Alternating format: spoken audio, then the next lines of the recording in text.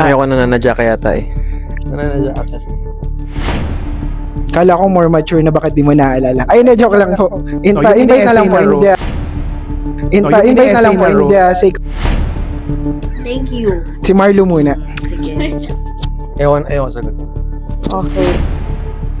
Hi Scoopers, I'm RJ, your street scooper, at kasama natin ngayon ang cast ng Caught in the Act. Yes. Tama, Direk? That's right. Ayan, cast, at syempre si Direk. Syempre, andito si Mark Acueza. Syempre, si Rita. Daniela. Okay. And Marlo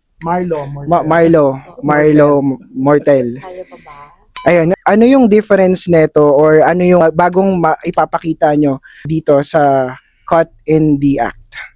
Magsimula tayo kay yes, ng isang Rita and Mark, syempre Marlo. Marlo, ikaw talaga. Ayun. RJ. Bago ipapakita, definitely a more matured version of me na hindi na lang puro pa cute but also ready to engage in ready to engage in like stories na very controversial and also pati sa intimate scenes na kanina pinag-uusapan nga namin na first time ko din, so first time for everything. Bago kasi first project ko to with Viva. So yun yung bago, kaya dapat nilang abangan. Ako kailangan yung panoorin para makita nyo kung ano yung pinakita ko. Di ba, Direk? Tama. Yes. May hawak ko. Marami ka pang pinakita. Yun na nga eh. Yun, more mature din ba yan? Katulad ng sabi ni Marlo. Kailangan yung panoorin. Pag sinagot ko yan, edi, diba? Tingin mo, Marlo. Marlo. Marlo. Ayun. So, ano yung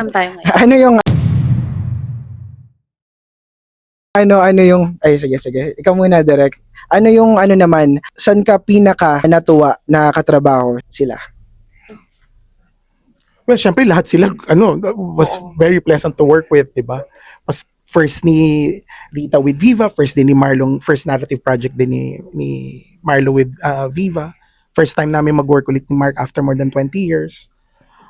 Pinaka natuwa, everything actually.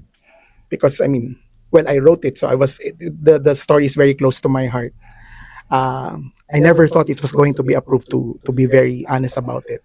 Kaya nung greenlight yung project, talagang all out ako to express or be able to mount this project as beautifully as I could possibly do.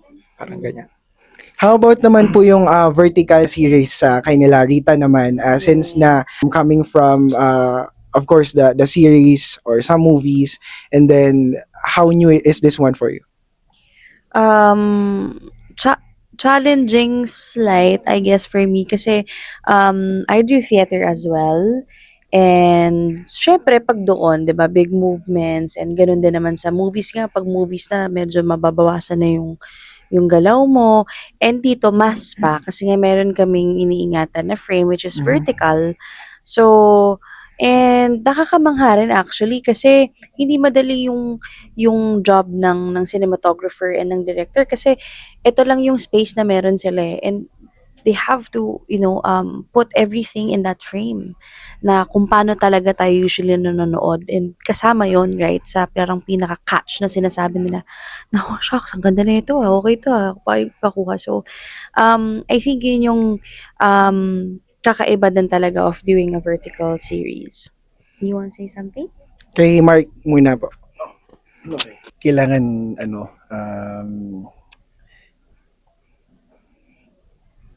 Thank you. Si Marlo muna. Sige. Ayoko sagutin. Sige. Ayoko sagutin. Okay. Ako sasagot. Kung challenging sa director, mas challenging do sa artista na ang daming emotional highlights na kailangan mong gampanan sa loob lamang ng isang eksena. Kasi kailangan putol-putulin yung into episodes na 1 to 2 minutes ang di ba, per episode. So, para pa-sustain mo. So, lagi kami merong cut, hold action, second, tayo, ganon, di ba? mahirap yun para sa isang artista. Mahirap para sa director na ipasustain sa artista. So, Scoopers, very challenging sa kanila tong vertical series. Kaya isa yun sa mga kailangan nating abangan. Siguro, quick invite muna, guys, para sa Caught in the Act. Hey everyone, this is Rita Daniela and we are the cast of Caught in the Act. This is our writer and director, Direk Demi, and we are inviting you to please watch our series and it's now streaming on Viva Movie Box. Si Mark. Now streaming. Mark!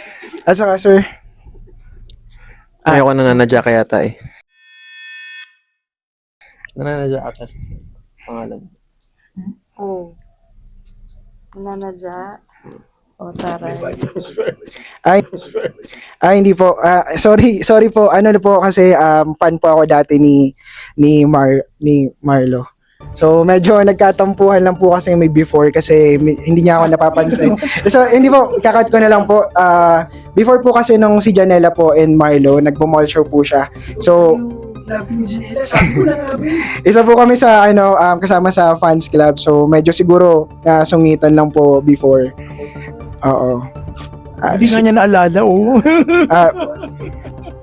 Kala ko more mature na bakit di mo naalala. Ay, na joke lang po. Yung Invite na lang po essay na in the sake of po. Ay, na joke lang po. Invite na lang po in the sake of po. In sake of It's now streaming, Caught in the Act, on Viva Movie Box. Please watch. At dahil dyan, na Caught in the Act, dahil first time ko tong it's... Ako, ingat kayo sa mga prank na ganyan. Mga artista pa naman ngayon. Very volatile.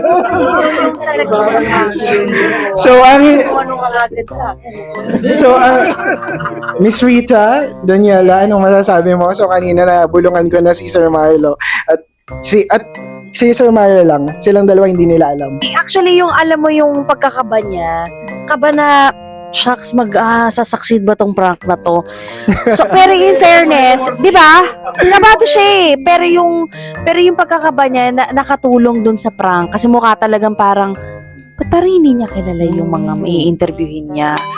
So, ako ba parang, ewan ko kasi hindi kasi na ano sa mga prank, pero obviously, hindi ba? Rinanong kita kanina. Nag-ano ka ba? Nag-review ka ba?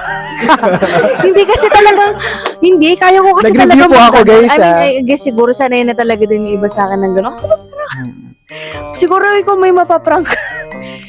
Wala pa so far talaga. Pero, congrats. Kasi I mean, you did a good job. I know you tried your best, pero wala pa talaga nakaka-prank sa akin. Ay, ang hirap pa lang.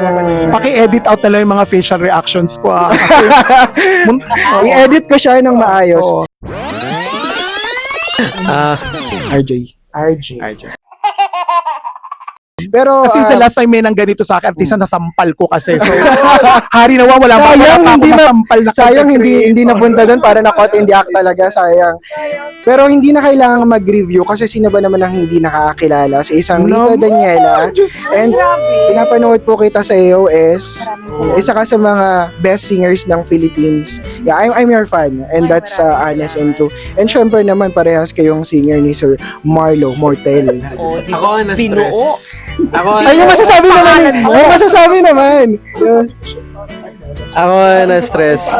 Yung pinilapitan pala niya ako ng sabi ko, nagawin mo to? Parang ayoko. Pero sa yun na ba ako nai-stress. Kailan ba matatapos na pumunta na dito? Tapos, naman natin. ayoko talaga. Thank you po for being store. Hindi mo nagdala itong sweater mo na ano. Bakit? Ito ang nagdala talaga. Prank mo. At saka yung mga parang gold rings mo. Yung sabi ko parang, parang mabilis siyang ma-offend. Ganon. Charot. Okay. Ayun, so makakakain na kami, na-invite na tayo, Scoopers.